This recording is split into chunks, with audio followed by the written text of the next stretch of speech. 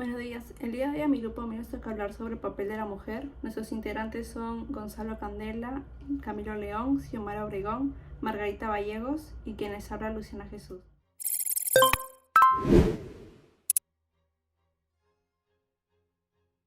Consecuencias de la revolución industrial. En primer lugar, debemos tener claro cuál es el concepto de revolución industrial.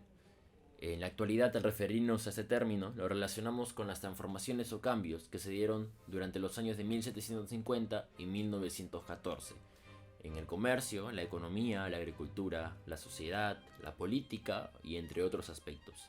Citando a Milagros Galvetti, ella lo define como un proceso de cambio económico continuo y autosostenible.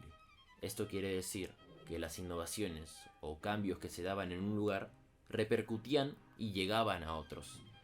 Es un pequeño primer paso para el mundo globalizado que conocemos en la actualidad y en el que vivimos actualmente. En su estudio Milagros Galvetti hace uso de la siguiente frase: aquí la humanidad alcanza su más completo desarrollo, aquí la civilización realiza sus milagros. Por otro lado, el autor Arístides Silva Otero, en su obra La llamada Revolución Industrial, muestra su inconformidad con esta denominación tan general y simple que se le otorga actualmente a un periodo extraordinariamente significativo para la historia y el desarrollo de la sociedad. Para él, más allá de ser una época de mecanización de la industria, o de transformaciones o cambios, o de paso de una industria humanizada a una mecanizada, él se basa en las opiniones de los historiadores Claude Follen y Ronald Max Hartwell, quienes fueron pioneros en llamar a la revolución industrial como crecimiento económico, y lo definen como un proceso de discontinuidades en el curso de la historia, donde la sociedad o la humanidad busca salir del subdesarrollo y convertirse en un país o nación desarrollada. La revolución feminista, denominada también la revolución sexual, es una de las mayores revoluciones de los tiempos modernos. Según Elida Ponte, es una extraña revolución de la que no ha perdurado el recuerdo de personajes singulares y heroicos cuya memoria honrar, que tampoco han merecido grandes monumentos. Una revolución que todavía no merece unas pocas líneas en los textos de la historia que se enseñan en las escuelas. Sin embargo, la revolución que ha protagonizado las mujeres en este siglo ha sido la que más cosas ha hecho cambiar en la vida cotidiana de la gente, y sobre todo la que ha producido cambios más irreversibles. Por tanto, es quizás la revolución que más en profundidad ha cambiado la sociedad, que trata de obtener la igualdad de hombres y mujeres en cualquier aspecto de la sociedad y hacer que acceda a todos los derechos y oportunidades que disfrutan los hombres en las instituciones de dicha sociedad. De este modo, el movimiento por los derechos de la mujer es afín al movimiento por los derechos civiles, puesto que busca la participación igualitaria de las mujeres dentro del estatus. Es en esencia un objetivo reformista, en tanto que la emancipación de la mujer significa libertad frente a las restricciones opresivas que imponen al sexo, autodeterminación y autonomía. Es pertinente notar que en ambos sentidos tenemos plena conciencia que el tema de fondo es el tema de poder. El rol de la mujer burguesa en el siglo XVIII y siglo XIX.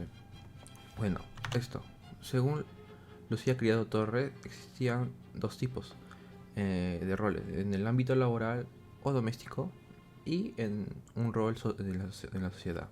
Bueno, en el ámbito laboral o doméstico, la mayoría de mujeres eran explotadas en este ámbito doméstico, ya que los hombres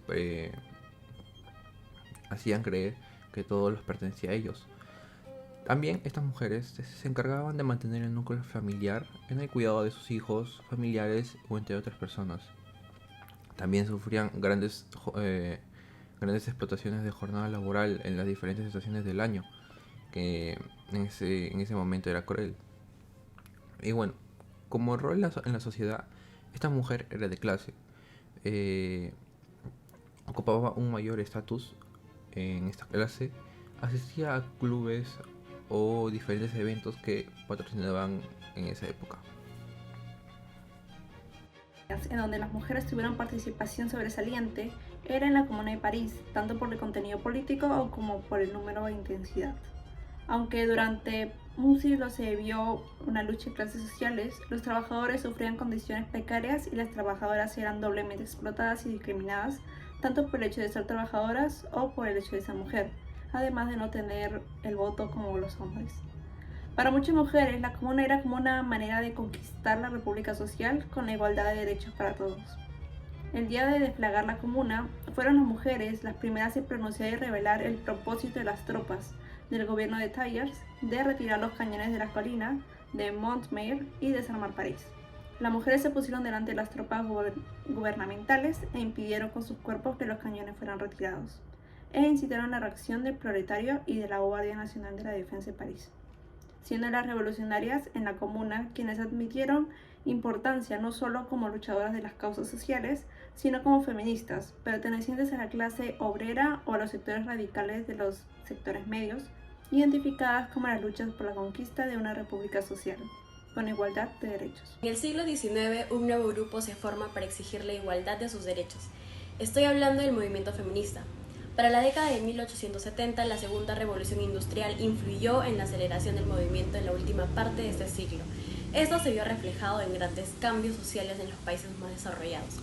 Se conoce como los principales objetivos por los que se luchaban era el derecho de voto, la mejora de la educación, la capacitación profesional y la apertura de nuevos horizontes laborales para la mujer. Haremos énfasis en un punto específico, ya que este era muy importante para ellas, en el sentido de poder ser escuchadas y que se tomase en cuenta su criterio, opinión y decisión respecto en su derecho a la participación política. Me estoy refiriendo al sufragismo. Este aparece en los países que adoptaron el régimen capitalista y con unos ideales democráticos. Este derecho exigido por las mujeres fue reconocido gracias a las grandes luchas y protestas que hicieron en aquella época. Sin embargo, el reconocimiento no se les otorgó instantáneamente. Fue un proceso largo, de mucha lucha y perseverancia. Si bien es cierto, no todos los países lo obtuvieron igual, algunos más tarde que otros, y a continuación les presentaré una serie de países con el año al que fue asignado el sufragio femenino, gracias a la información que nos brinda María Garza Guerra, de la Universidad Autónoma de Tamaulipas, de México. La noticia escogida es sobre el movimiento feminista chileno que impulsó la adopción de una ley fundamental que será redactada por un órgano paritario. La constitucionalista chilena Claudia Sarmiento explica que la perspectiva de género debería cruzar las distintas discusiones constitucionales e incluso el sistema de gobierno. Según ella, Chile tiene un sistema hiperpresidencialista, donde se concentra en una misma mano muchísimos poderes. Pero, ¿esto favorece o no a la condición de las mujeres? Es lo que se pregunta a la abogada.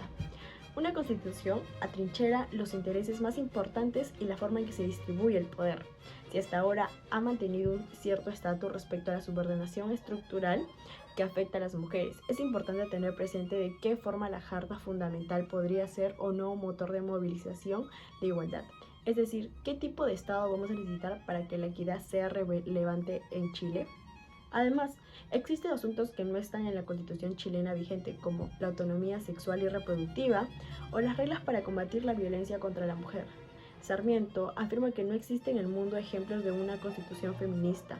Las mujeres hemos estado históricamente relegadas del proceso político y su ausencia garantiza que no se incorporen miradas en las políticas públicas.